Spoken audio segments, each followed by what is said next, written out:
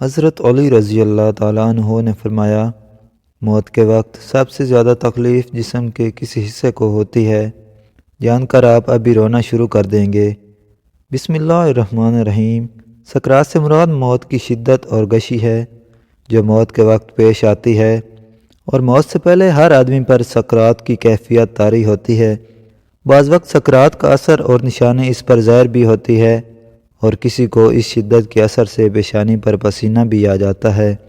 رسول اللہ صلی اللہ علیہ وسلم کو جب یہ حالت پیش آئی تو آپ پانی میں ہاتھ ڈال کر چہرہ مبارک پر مل رہے تھے اور فرماتے تھے، لا الہ الا اللہ ان الموتی سکرات، یعنی کلمہ طیبہ پڑھتے ہوئے فرمایا کہ موت کے لیے بڑی شدت ہوتی ہے۔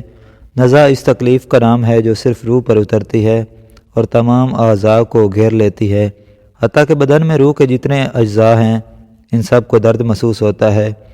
اگر کسی شخص کو کانٹا چبھ جائے تو اس سے پہنچنے والا درد روح کے صرف اس جزء کو پہنچتا ہے جو اس عضو سے ملا ہوا ہے جس میں کانٹا چبھتا ہے، اور اس کے مقابلے میں جلنے کا اثر زیادہ ہوتا ہے، کیونکہ آگ کے اجزاء بدن کے تمام اجزاء میں سرایت کر جاتے ہیں، جس کی وجہ سے جلنے والے عضو کا کوئی ظاہری اور باطنی جزء آگ سے محفوظ نہیں رہتا۔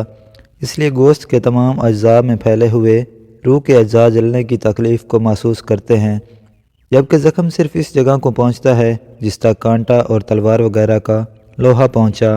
اس لیے جلنے کی تکلیف زیادہ اور زخم کی تکلیف کم ہوتی ہے، اور نزع کی تکلیف نفس روح پر حملہ آور ہوتی اور تمام اعضاء کو گھیر لیتی ہے، کیونکہ ہر رگ، ہر پٹھے، بدن کے ہر حصے پر چوٹ، ہر بال کی جڑ اور کھال کے نیچے سے حتیٰ کہ سر کی چوٹی سے قدم تک ہر جگہ سے روح کو نکالا جاتا ہے۔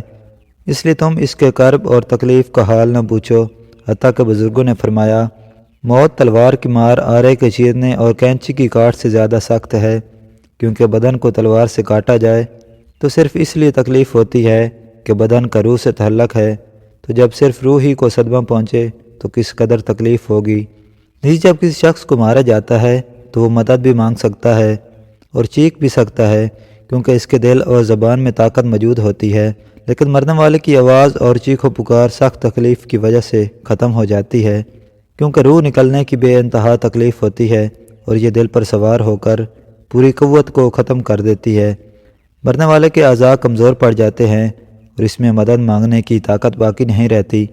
یہ تکلیف عقل کو بھی ڈھانپ لیتی، اوسان خطا کر دیتی اور زبان کو بولنے سے روک دیتی ہے۔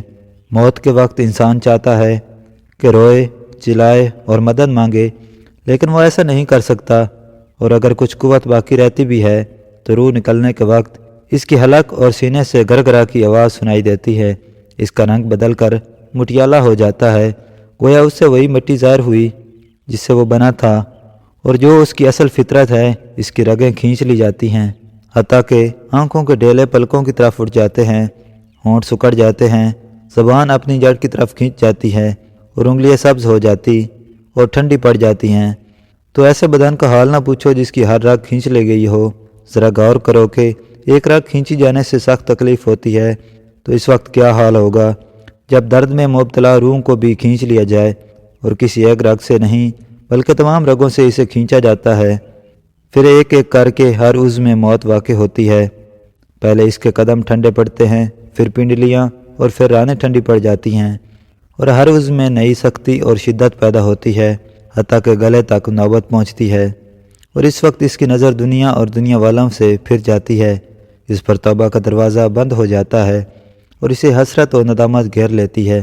موت کے وقت مسلمان کو جو تکلیف ہوتی ہے اس پر اللہ رب العزت کی جانب سے نیکیاں عطا کی جاتی ہیں، جیسا کہ سنن ابن ماجہ میں باروایت حضرت عائشہ رضی اللہ عنہا سے مروی ہے کہ رسول اللہ صلی اللہ علیہ وسلم ان کے پاس تشریف لائے، اس حال میں کہ ان کے پاس ان کا کوئی قریبی رشتہ دار موت کی سختی میں مبتلا تھا۔ رسول اکرم صلی اللہ علیہ وسلم نے مشاہدہ فرما کر حضرت عائشہ رضی اللہ عنہا سے فرمایا، اپنے رشتہ دار پر غمگین نہ ہوں، اس لیے کہ یہ اس کی نیکیاں ہیں۔ اس حدیث سے معلوم ہوتا ہے کہ موت کے وقت ہونے والی سختی مرنے والے کی بدعمالیوں کا ہرگز نتیجہ نہیں ہوتی۔ مسلمان کے حق میں اس پر اجر و ثواب اور گناہوں کی معافی کی ہی امید رکھنی چاہیے۔ جب حضرت سیدنا جابر بن زید رضی اللہ تعالیٰ عنہ کی وفات کا وقت ہوا تو ان سے پوچھا گیا کہ آپ رضی اللہ تعالیٰ عنہ کو کسی چیز کی خواہش ہے؟ ارشاد فرمایا، حضرت سیدنا امام حسن رضی اللہ عنہ کو دیکھنا چاہتا ہوں۔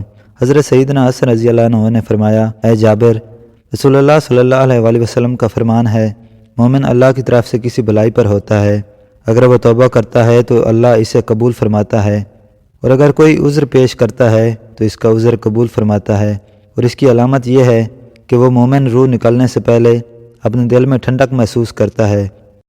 یہ سن کر حضرت سیدنا جابر رضی اللہ عنہ نے کہا، اللہ اکبر، بے شک میں اپنے دل میں ٹھنڈک محسوس کر رہا ہوں۔ پھر دعا کی، اے اللہ، بے شک میں تیرے ثواب کی خواہش رکھتا ہوں، لہٰذا تو میرے گمان کو سچ کر دے اور میرے خوف اور گھبراہٹ کو دور فرما دے۔ پھر آپ رضی اللہ تعالیٰ عنہ نے کلمہ شہادت پڑھا اور انتقال فرما گئے۔ ناظرین، انسان کی زندگی میں روح کو 3 موقعوں پر تکلیف پہنچتی ہے۔ انسان کی روح چیخیں مار مار کے روتی ہے۔ کیا آپ جانتے ہیں کہ موت کے وقت سب سے زیادہ تکلیف جسم کے کس حصے کو ہوتی ہے؟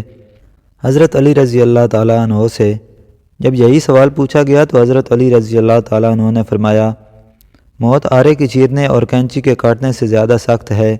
آرے کے ذریعے چیرنے والا انسان کو یا کینچی کے ذریعے کٹنے والے انسان کو اتنی تکلیف نہیں ہوتی جتنی تکلیف موت کی دبوچ میں آنے والے انسان کو ہوتی ہے۔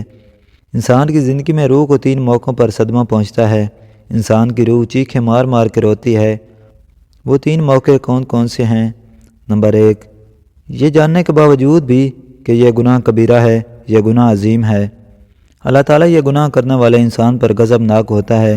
یہ جاننے کے باوجود بھی انسان کسی غیر محرم عورت کو جب ننگا کرتا ہے، ننگا کر کے اپنی آنکھوں سے دیکھتا ہے، اپنے کانوں سے سن کے اسے ہوس کا نشانہ بناتا ہے، یہ وہ لمحہ ہوتا ہے جب انسان کی روح رو رہی ہوتی ہے، جب انسان کی روح کو صدمہ پہنچ رہا ہوتا ہے، ٹھیس پہنچ رہی ہوتی ہے۔ یہ وہ لمحہ ہوتا ہے کہ جب آسمان کے نوری فرشتے اس زانی پر لعنت کر رہے ہوتے ہیں، زانیہ عورت اور زانی مرد پر لعنت کر رہے ہوتے ہیں، حالانکہ اللہ تعالیٰ کے نوری فرشتے اللہ تعالیٰ کے حکم کے بغیر پر بھی نہیں مار سکتے اور لعنت کرتے ہیں، یہ بھی اللہ تعالیٰ کے حکم پر ہی لعنت کرتے ہیں۔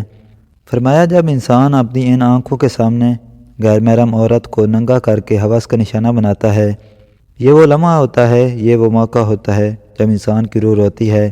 دوسرا موقع جب انسان والدین کو اتنا دکھ دیتا ہے، تکلیفیں دیتا ہے کہ والدین اس انسان کے حق میں بد دعائیں کرنا شروع کر دیتے ہیں، اور یہ بدبخت انسان اپنی آنکھوں کے سامنے والدین سے بد دعائیں لیتا ہے۔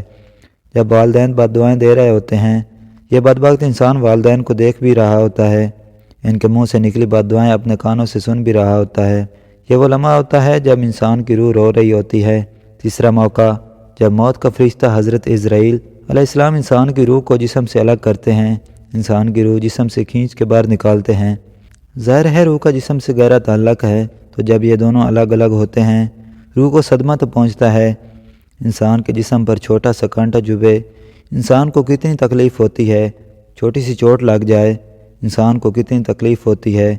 تو جب روح کو تکلیف پہنچے، جب روح کو صدمہ پہنچے، اس وقت انسان کو کتنی تکلیف ہوتی ہوگی۔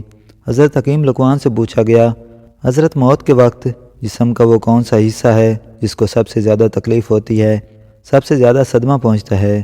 حضرت حکیم لقمان نے فرمایا، انسان کے وجود کا وہ حصہ جس کا روح کے ساتھ گہرا تعلق ہوتا ہے، اس حصے کو بہت ہی زیادہ تکلیف ہوتی ہے۔